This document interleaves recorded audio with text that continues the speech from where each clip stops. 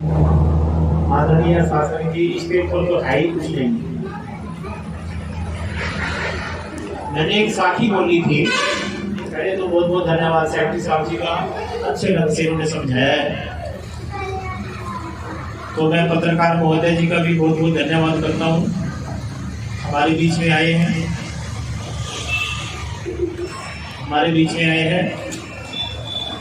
जो खबरों को पूरे इंडिया में बुलाते हैं, पूरे विश्व में बुलाते हैं। धन्यवाद। मैं यही कहूँगा कि भी हमारी बातें कुछ ऐसी हैं जो समाज में जाएंगी, कई व्यक्तियों को कड़वी लगेगी, और सबसे पहले हम किसी की आस्था पर भी, किसी की आस्था को ठेस नहीं पहुंचाते। जहाँ जिसकी आस्था है हम उसको उधर से उखाड़ नहीं सकते, क्योंकि हमारे बाबा साहब जी का जो कॉन्स्टिट्यूशन है वो भी हमें कहता है, क्योंकि जहाँ जिसकी आस्था है भाई, जिसका रहबर है कोई, वो अपने को माने। लेकिन हमने गुरु रविदास जी की वाणी से संबंधित जो बात है, जो ज्ञान की बात है, वो हमें करनी है। जैसे हम कहते हैं, गुरु जी की वाणी कहती है, दूध तो बचरे धनु बिटारियो, फूल भवन जल मीन बिगाड़ियो, मैला गिर भवरे भयंका विषय मृत बसे एक संगा, धूप दीप नहीं बेटी बासा, कैसे पूज करी दिदासा। तो आदरणीय शासक जी, ये जो गुरु जी ने वाणी में कहा है कि प्रभु अगर जो मैं दूध चढ़ाऊं तो बछड़े का झूठा है, फूल चढ़ाऊं भवरे का झूठा है, तो धूप बत्ती लगाऊं वो सर्पों ने चंदन के बाग में फटकारे मार करके उन्होंने जहर भर दिया है, इसलिए वो भी झूठी है। तो ये सब बातें गुरु जी ने क्यों कही? क्योंकि गुरु जी ने देखा कि समाज के अंदर अंधविश्वास और भ्रम फैला हुआ है, तो गुरु जी ने फिर उनके खिलाफ अपने मुख से उन्होंने मंथन करके तत्व निकाल के तब जाके गुरु रविदास महाराज जी ने कही कि भी इनसे पूजने से प्रभु खुश नहीं होंगे। अगर जो प्रभु खुश होंगे तो जैसे हम मानव हैं, तो अगर जो मेरे को भूख लगी है तो मुझे आप रोटी खिलाएंगे, प्यास लगी है तो मुझे पानी पिलाएंगे, और मेरे को कोई वस्त्र की जरूरत है तो आप मेरे को वस्त्र देंगे। ये सबसे बड़ा पुण्य है, सबसे बड़ी मानवता है ये। ऐसा हमें करना चाहिए। इसीलिए आदरणीय शासक जी, देखिए पत्रकार महोदय जी से मेरी भी विनती है कि मैं कुछ ऐसी बातें कहूँगा जो कुछ ऐसी हैं, समाज में जाएगी तो अच्छा नहीं लगेगा, तो थोड़ी देर रुक जाइए।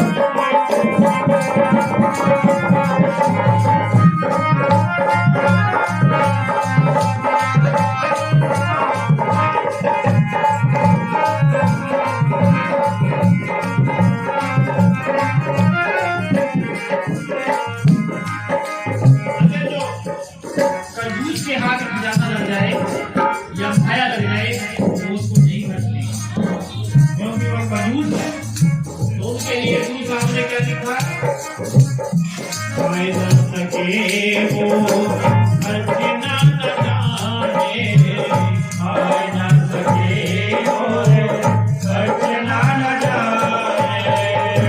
कहते फिरत वो अपनी अपनी जाके राम जी धनी, जाके खाए की कमी, जाके राम जी धनी, जाके खाए की कमी। ओ काहे की कमी रे माई, काहे की कमी, जाके राम जी धनी, जाके खाए की कमी, जाके राम जी धनी, जाके खाए की कमी।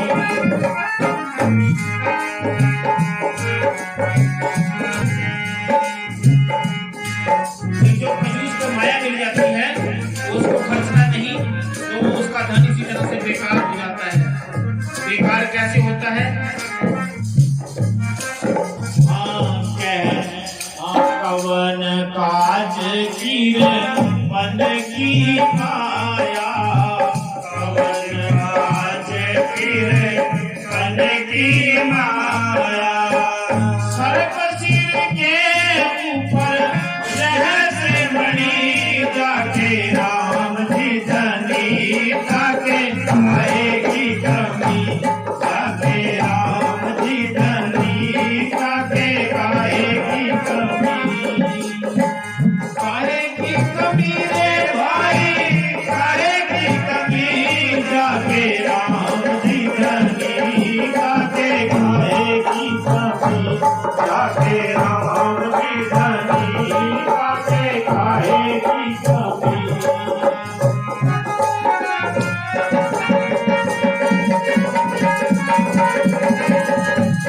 जाके प्रीत निरंतर हरि को, जाके प्रीत निरंतर हरि को।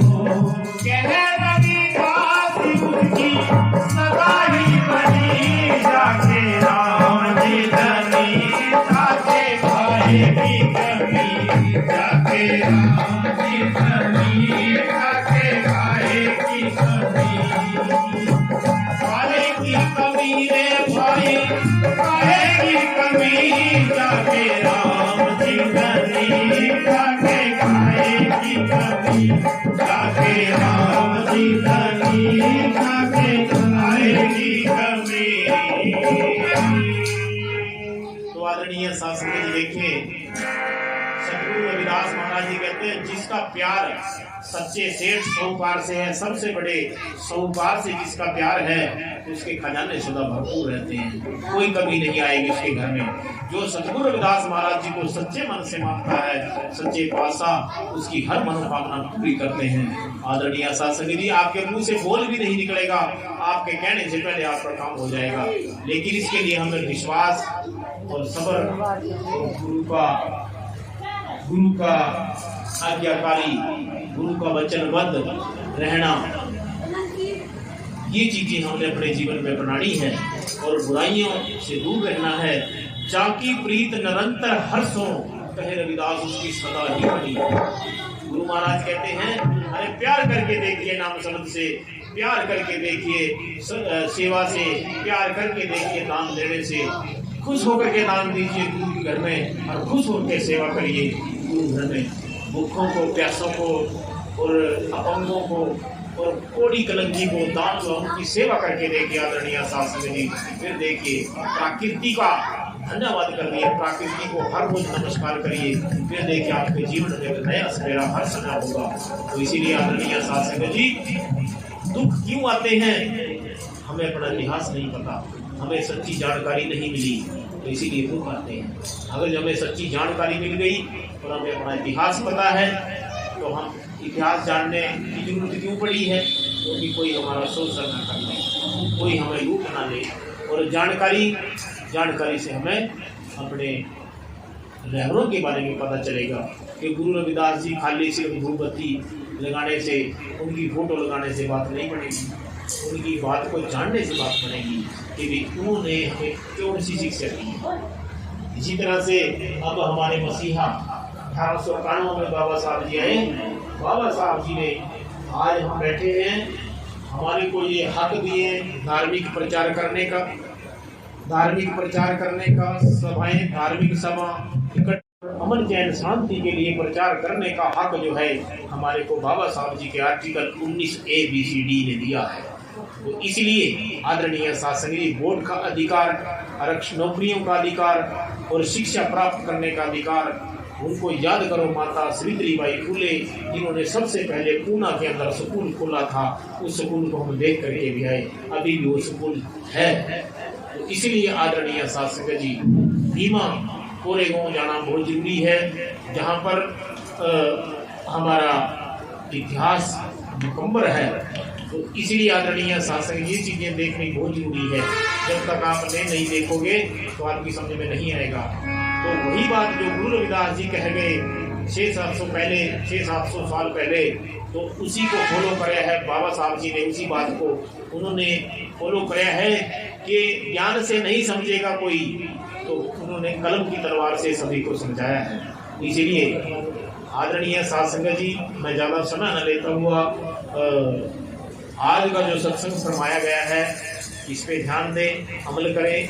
गुरु सेवा के बारे में, दान के बारे में, इन सब बातों के बारे में, इतिहास के बारे में मैंने आपको जो मेरा वाच था मैंने आपको बताया है। तो आदरणीय शासक जी, अमल करना और उस पर चलना आपका फर्ज है। और अपना टाइम टेबल बनाइए, सिमरन करने का टाइम, या सुबह 3 बजे उठकर सिमरन करना है, या हमें किसी भी